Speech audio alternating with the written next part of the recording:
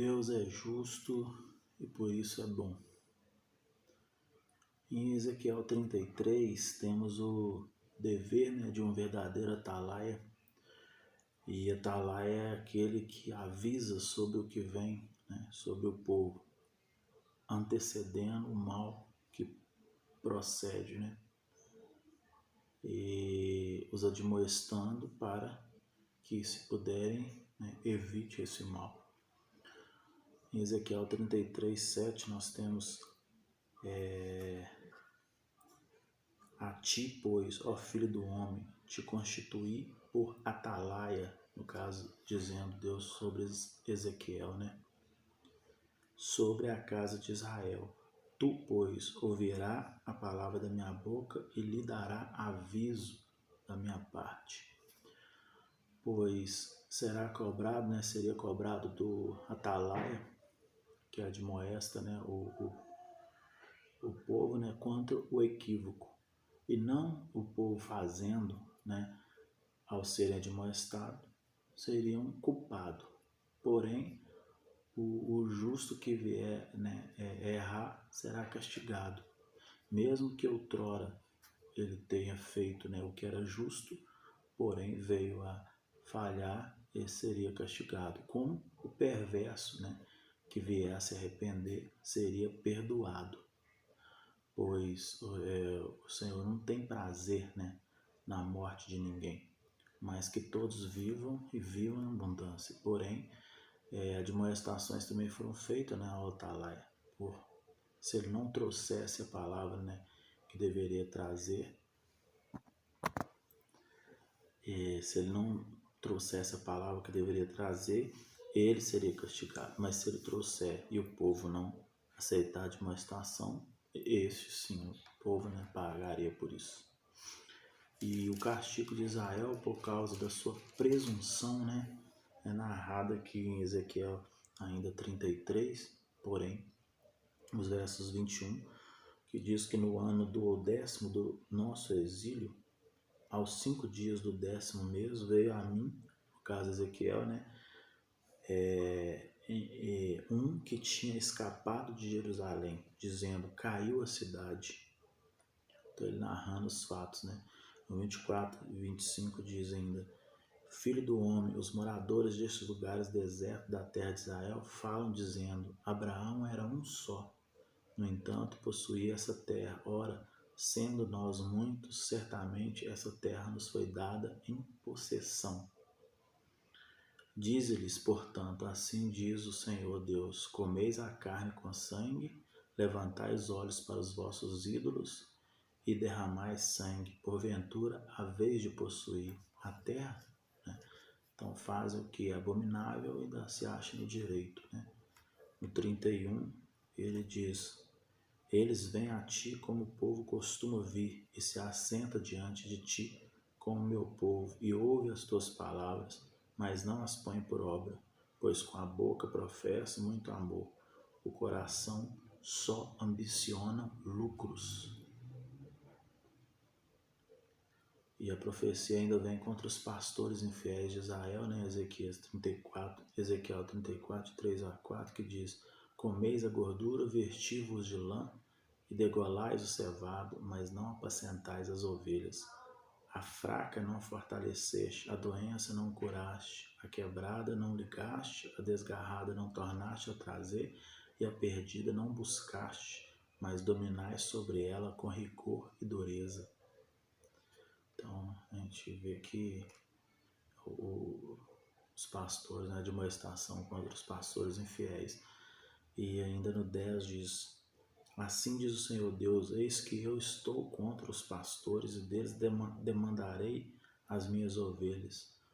Porei termo os seus pastoreios e não se apacentarão mais a si mesmo. Livrareis as minhas ovelhas da sua boca, para que não lhes sirvam de pasto. Então, interessante que é uma analogia histórica, de mais de 2000 anos atrás, porém muito atual, Se nós pudermos tirar lições, seria interessante.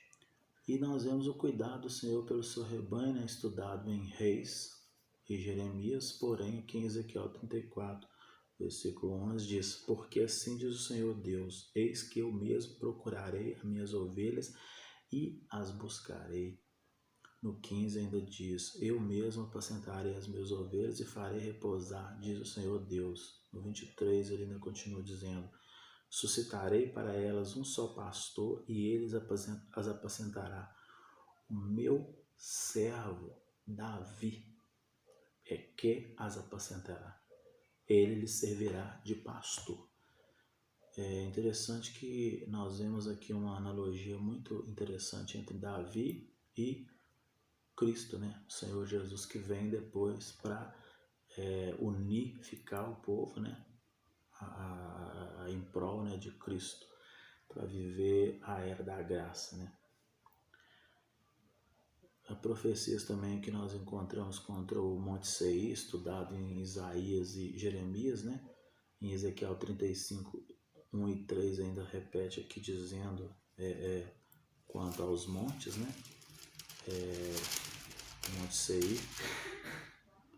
Fala: veio a minha palavra do Senhor dizendo: filho do homem, volve o rosto contra o Monte Seir e profetiza contra ele. Diz-lhe: assim diz o Senhor Deus, eis que estou contra ti, ó Monte Seir, e estenderei a mão contra ti e te farei desolação e espanto. No 5 ainda diz: pois guardaste inimizade perpétua e abandonaste os filhos de Israel à violência da espada no tempo da calamidade do castigo final. No 15 ainda diz: como te alegraste com a sorte da casa de Israel, porque foi desolada, assim também farei a ti, desolado serás, ó Monte Seir, e todo Edom, sim, todos, e saberão que eu sou o Senhor. Então, quando veio, né, o infortúnio sobre Israel, alguns desses povos, né, como foi estudado já no outro vídeo, eles riram, né, de Israel, e veio sobre eles também o castigo, né, por agir assim. Inclusive existe a profecia, né, aos montes de Israel, em Ezequiel 36, de 6 a 8, que diz: portanto, profetiza sobre a terra de Israel, diz aos montes e aos outeiros, às correntes e aos vales, assim diz o Senhor Deus: eis que falei no meu zelo e no meu furor, porque levaste sobre vós o opróbrio das nações.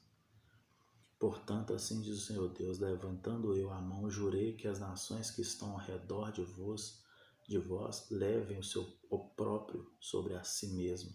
Mas vós, ó monte de Israel, vós produzirei os vossos ramos e darei os vossos frutos para o meu povo de Israel, o qual está prestes a vir. E ainda no 12 ele diz: farei andar sobre vós, homens, o meu povo de Israel, eles vos possuirão e serei a sua herança, e jamais os desfilhareis.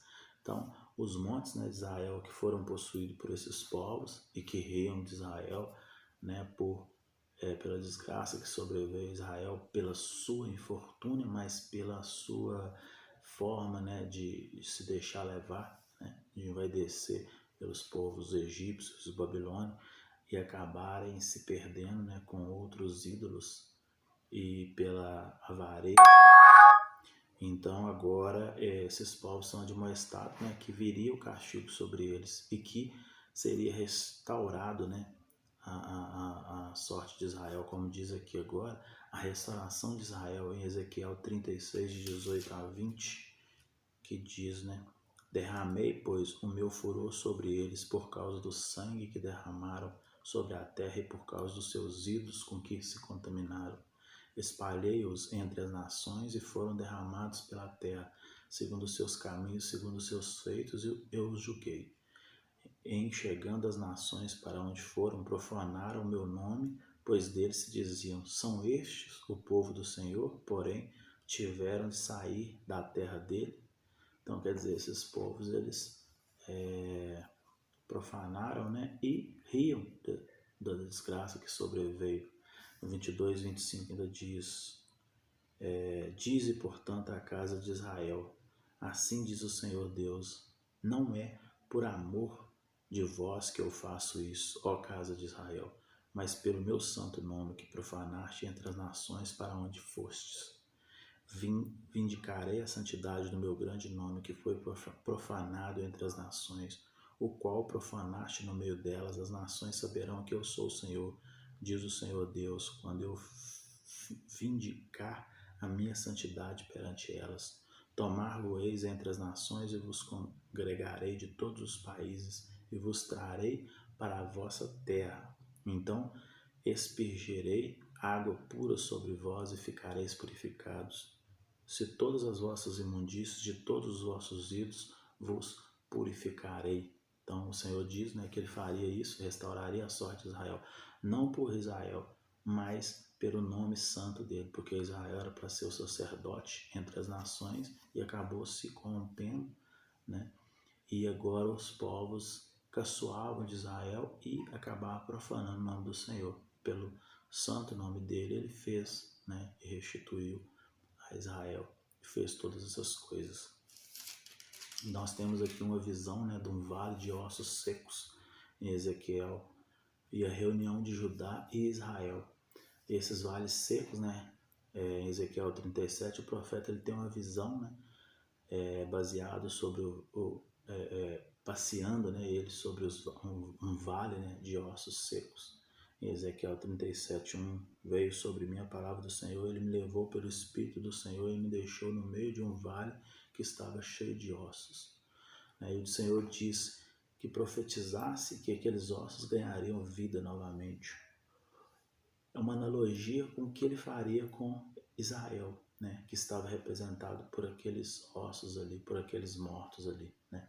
Ele restauraria a sorte de Israel, como foi dito agora na passagem, não por Israel, mas pelo seu santo nome que foi profanado. Em Ezequiel 37, de 7 a 10, ele diz ainda, exemplificando isso, né? Então profetizei segundo me foram ordenado. Enquanto eu profetizava, houve um ruído, um barulho de osso que batia contra osso e se juntara cada osso ao seu osso. Olhei e eis que havia tendões sobre eles e cresceram as carnes e se estendeu pele sobre eles, mas não havia neles o espírito. Então ele me disse, profetiza ao espírito, profetiza, ó filho do homem. E diz-lhe, assim diz o Senhor Deus, vem dos quatro ventos, ó Espírito, e assopra sobre estes mortos, para que vivam. Profetizei como ele me ordenara, e o Espírito entrou neles e viveram, e se puseram em pé, um exército sobremodo numeroso.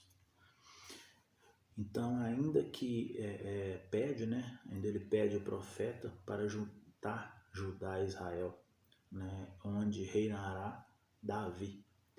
E nós vemos aqui um exemplo, né, uma exemplificação, né, de Davi, exemplificando o Cristo, né, Jesus, que depois viria e seria expiado por nós e reuniria, né, em prol dele todos os povos, né, todos os cristãos e todos que temem o seu Pai.